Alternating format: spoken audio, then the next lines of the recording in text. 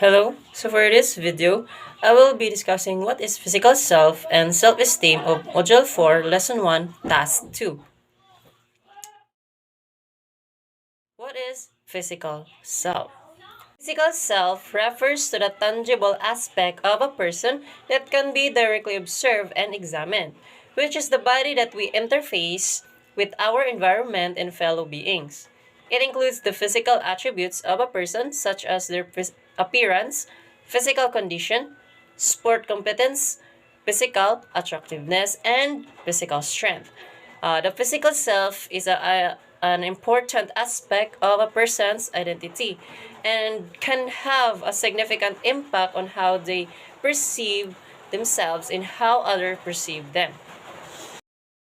So, according to William James, he viewed physical self as a fundamental aspect of one's being that includes bodily sensations, movements, psychological processes, and the relationship between the body and its immediate environment. Next is according to Sigmund Freud, uh, that our physical self is shaped by our early experiences and relationships with caregivers. For example, if a child's need food or comfort are not consistently met, they may develop a sense of mistrust or anxiety about their own body. Alternatively, if a child receives consistent care and attention, they may develop a sense of security and confidence in their own physicality. According to Wilhelm Ray Chard, self refers to the physical body, which he believed was intimately connected to one's emotional and mental health. Rich believed that the body was not just a physical entity, but also an energetic one, and that emotional and psychological issues could manifest in physical symptoms. He developed a technique called vegetotherapy, which aimed to release pent-up emotions and energy through physical exercises and massage. Rich also believed that there was a connection between physical self and sexual energy, which he referred to as organ energy. Now, he believed that organ energy was essential for good health and that blockage in this energy could lead to physical and emotional problems. Next is Eric Erikson. So, according to him, physical self refers to an individual's perception and understanding of their own body. This includes the physical changes that occur throughout life, such as growth, aging, and illness. Erikson believed that the way individuals view their physical selves is closely linked to their overall sense of identity. Erikson's theory proposed 8 stages of social development that individuals go through over their lifetime. The fifth stage, which occurs during adolescence, is called identity versus role confusion.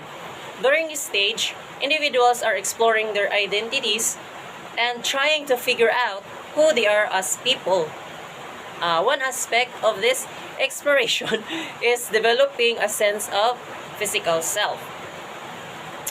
So, a positive outcome of the identity versus role confusion stage is the development of a strong sense of identity. This includes a positive view of one's physical self and an acceptance of the changes that occur throughout life. And a negative outcome of this stage can lead to role confusion and a lack of identity.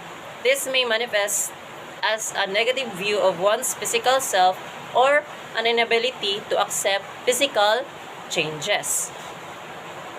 Next is Carl Jung. So, Carl Jung believes that the physical self was closely linked to an individual's sense of identity and self-esteem. So, he argued that people's perceptions of their bodies were shaped by cultural and societal norms as well as personal experiences. For example, someone who has experienced trauma or abuse may have a negative perception of their body, while someone who has been praised for their physical appearance may have a positive perception. So, Jung also believed that the physical self was intimately connected to the other component of an individual's psyche, such as the ego, shadow, anima or animus, and collective unconscious. He argued that this different aspect of the psyche could influence how an individual perceive their body and vice versa. So overall, according to Carl Jung, the physical self is a complex and multi-faced aspect of an individual's psyche that is shaped by a range of internal and external factors. So next, the last one is B.F. Skinner. So according to Skinner, the physical self refers to an individual's body and how it interacts with the environment. Skinner believed that behavior is shaped by environmental self factors and that the physical self is no exception. Skinner's theory of operant conditioning suggests that behavior is shaped by consequences including reinforcement and punishment in terms of the physical self. This means that an individual's behavior in relation to their body is influenced by the consequences of those actions. For example, if a person eats unhealthy food and experiences negative consequences such as weight gain or illness, they may be more likely to change their behavior in the future.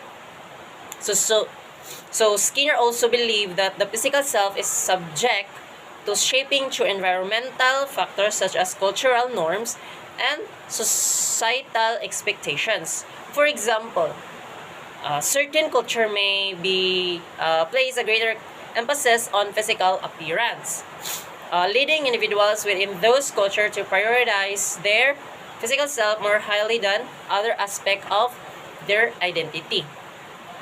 So Skinner's view of the physical self emphasized the role of environmental factors in shaping an individual's behavior.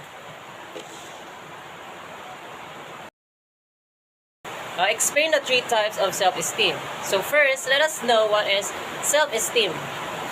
So, self-esteem refers to an individual's overall subjective evaluation of their worth or value as a person.